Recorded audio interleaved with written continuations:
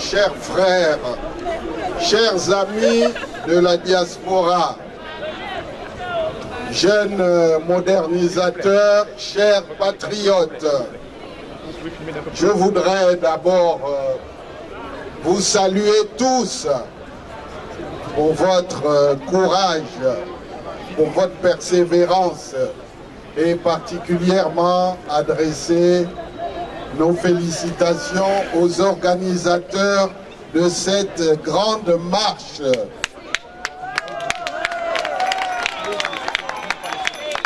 Il faut le vivre pour le savoir et pour le voir. C'est tout à fait exceptionnel. Et je tiens à vous féliciter vraiment du fond du cœur, surtout pour l'organisation sérieuse de cette marche. C'est un plaisir et un honneur pour moi d'être parmi vous et je souhaite que nous ayons d'abord une minute de silence pour tous nos frères et sœurs qui sont tombés les mains nues depuis le soir, ce triste soir du 31 août, où beaucoup de nos frères et sœurs sont tombés sous les balles qui leur étaient malheureusement destinées, et je pense que nous devrons, par respect pour eux, observer une minute de silence.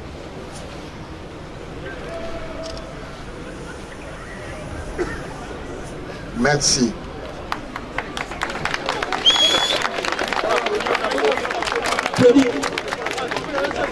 Je souhaite d'abord vous transmettre les salutations du président Jean Ping, qui, vous le savez, aurait aimé être avec nous, mais revient à peine des États-Unis d'Amérique. Et je puis vous dire qu'il est de tout cœur avec nous tous ici présents. L'élection présidentielle du 27 août 2016, comme vous le savez, a été un hold-up électoral, un coup d'État militaro-électoral. Et je crois que tout le monde le sait, la différence entre 2009, où les choses se sont déroulées dans la pénombre, où le vol a été commis dans le noir et le voleur a pu partir sans que cela ne se voie. En 2016, le hold-up s'est fait en direct, en live. Et je pense que tout le monde a vu, le monde entier a vu ce qui s'est passé. Et c'est cela qui fait la différence. Comme vous le savez donc, M.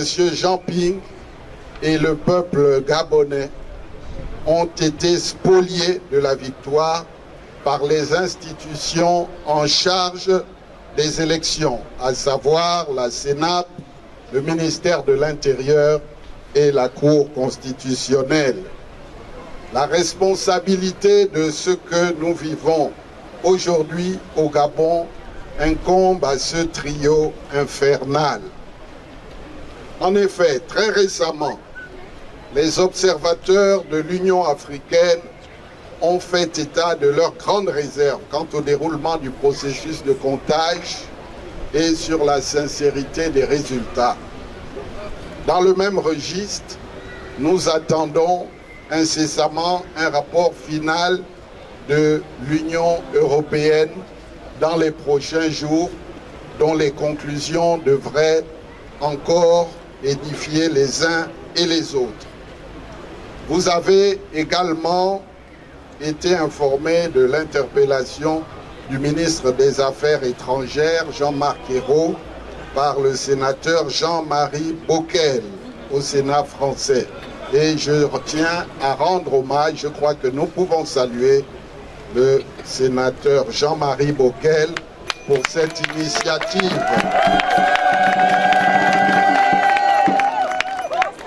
Tout cela pour dire que le chapitre de ces falsifications ou ces fraudes à l'occasion des élections, à la suite des élections, est loin d'être clos. Sur le front intérieur, mes chers compatriotes, la résistance s'organise et se poursuit avec les patriotes de toutes classes d'âge. Et je tiens à rendre hommage aux jeunes pour leur dynamisme, pour leur courage. Avec les patriotes de toutes les catégories, de tous les recoins du pays profond, la résistance s'organise et se poursuit. Ici, votre engagement et votre persévérance devant notre ambassade sont des actes forts et nous faisons le serment que tous ensemble, nous allons libérer notre pays.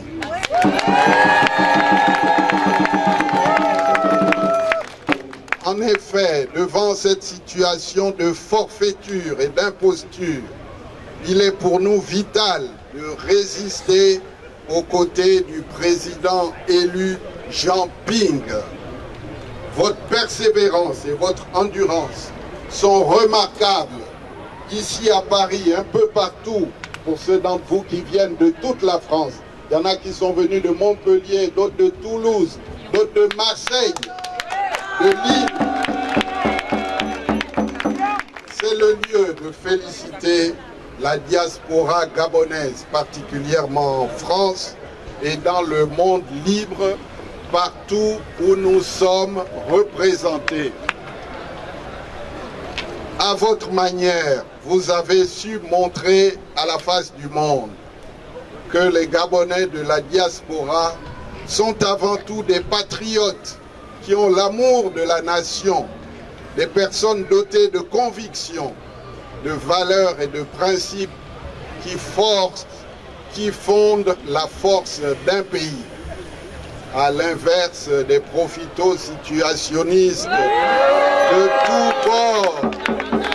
Et oui, les profito-situationnistes pour qui la fin justifie les moyens, quand ce n'est pas la faim, F-A-I-M, ou la peur du gendarme. Durant 12 semaines successives, vous avez arrêté toute activité pour vous mettre au service de votre pays, où une crise grave se déroule. Ce malaise profond résulte d'un déni de démocratie, d'un refus de liberté de s'exprimer et de manifester.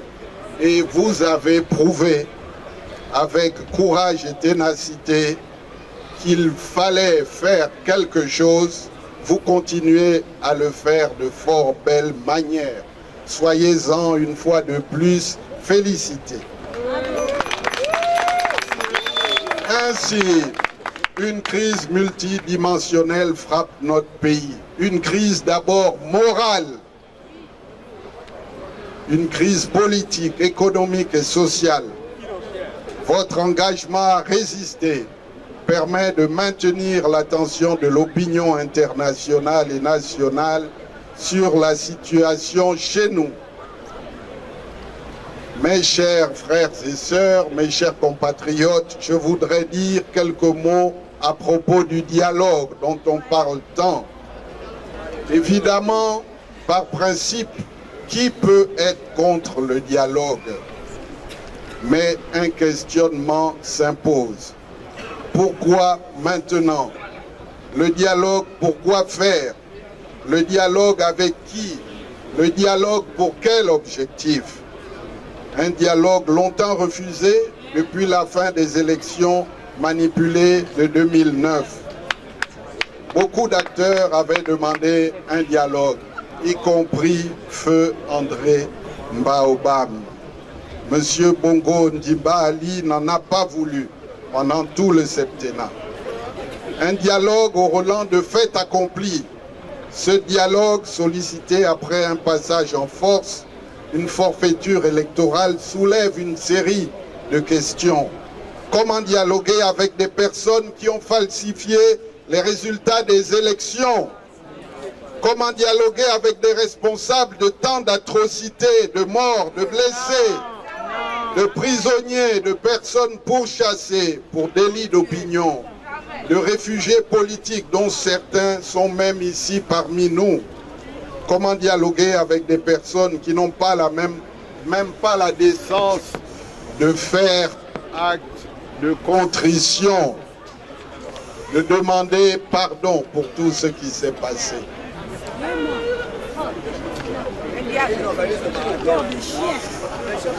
Comment dialoguer avec un dictateur qui se cramponne au pouvoir pour des intérêts égoïstes? Comment dialoguer avec un imposteur?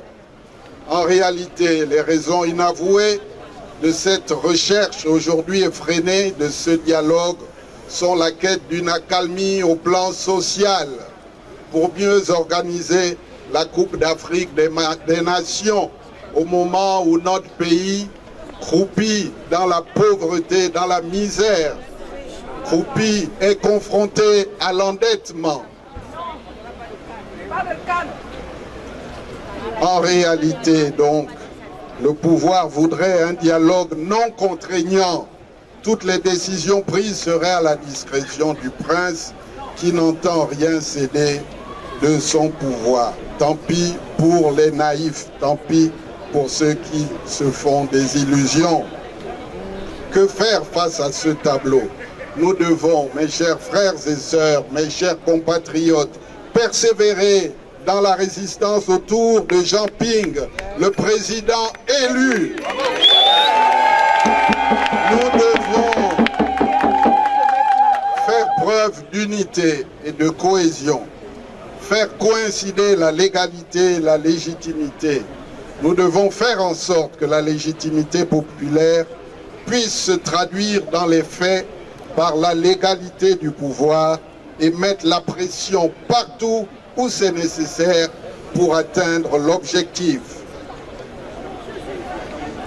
Quelles sont les conditions de la réconciliation, mes chers amis?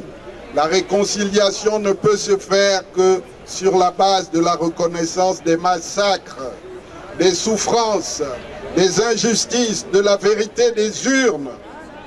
Et ainsi, il sera possible de normaliser les relations sociales. Quelqu'un peut-il dicter des conditions alors qu'il a perdu des élections? Non. Quelqu'un peut-il s'arroger le droit de dicter ces conditions aux vainqueurs? Non. Cette logique n'est plus de mise pour cette diaspora que vous constituez, une diaspora fière, une diaspora éduquée, une diaspora disponible et une diaspora dynamique.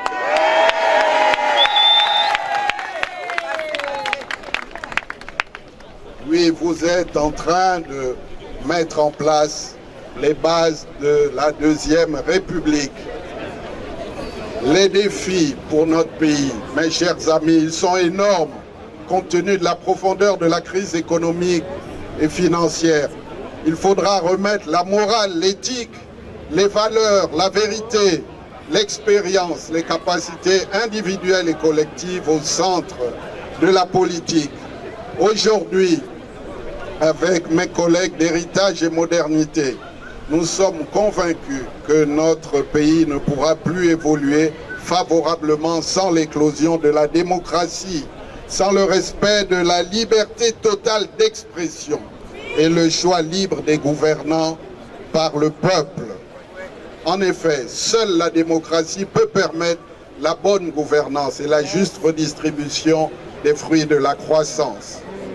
Pour finir, mes chers amis, mes chers frères et sœurs, je souhaite vous dire que mon but en participant à cette marche pacifique et républicaine pour laquelle vous avez bien voulu me convier et qui doit nous inspirer dans notre propre pays est de vous transmettre un message d'espoir. En effet, voici de nombreuses années, au moins 26 ans, voire au-delà, que l'opposition lutte pour l'alternance.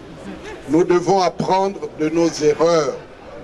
Nous ne devons pas nous décourager, car en politique, les choses évoluent en permanence sur le terrain. Je suis venu vous dire que je vois au bout d'une tunnel une lueur poindre à l'horizon. C'est rassemblé autour de ces valeurs que j'ai évoquées plus haut, additionnées au courage, à l'intelligence, à la lucidité, à la responsabilité, à la détermination de nous tous et de vous autres, chers compatriotes de la diaspora, à la persévérance, à la patience, que nous vaincrons pour libérer la liberté au bénéfice de l'alternance dans notre pays. Merci. Merci de votre aimable attention. Merci de votre accueil. Que Dieu vous bénisse. Que Dieu bénisse notre pays et que Dieu préserve notre pays de tous ces affres qui sont autour de nous. Mais je suis sûr qu'ensemble, unis, comme vous savez si bien le faire, nous allons libérer notre pays et avec Jean Ping, nous irons jusqu'au bout. Merci.